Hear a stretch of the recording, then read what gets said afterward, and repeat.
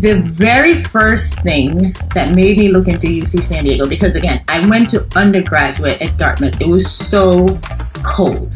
So I went to my UCSD audition, and I remember thinking, please God, let this audition go well, because I would so love to be in warmth. I met her when she was auditioning in a little room at the Ripley Greer Studios in New York City.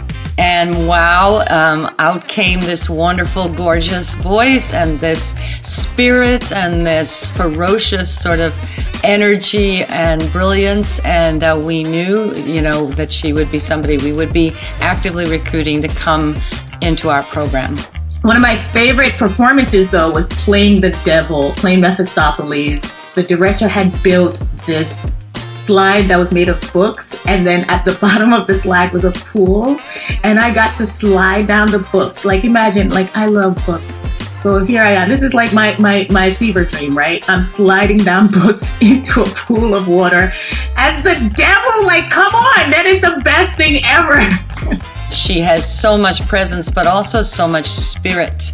She's an incredibly generous actor. She's incredibly authentic. She never holds back. Whatever I'm working on at the moment is my favorite. And I really do mean that. You have to embrace it. You have to love it. I know it feels like that, but I love you enough to make up for everybody. All I do all day is love you. The idea of speaking truth to power is very important to me. After I did When They See Us, no one would ask me for a photo.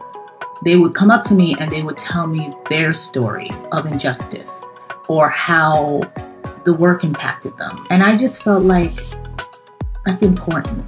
She's a trailblazer. She's deserving of an award because she's constantly going above and beyond. We had a wonderful moment a couple of years ago when I was in New York recruiting, maybe 5 years ago, and we like to have any actors who are interested, who are working in New York, come and talk to our callback group. And that takes about 2 hours. And the entire time she sat in the hallway of Ripley Greer, the place she had first auditioned, and answered every question they had. The impact UCSD has had on me makes me want to stay involved with the people who are there now, who maybe have all the questions I had when I was there.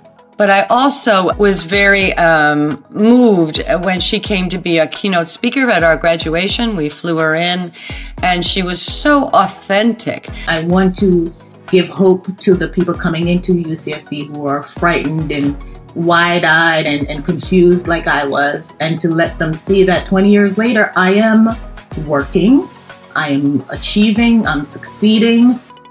Marsha, Stephanie, I have admired you from the bottom of my shoes. I've been inspired by you. I've been overjoyed to see you triumph in so many areas of our work. You walk the walk, you talk the talk, you are a role model in every way. I'm so proud to have taught you and laughed with you and been able to watch you as you have soared and as you continue to soar.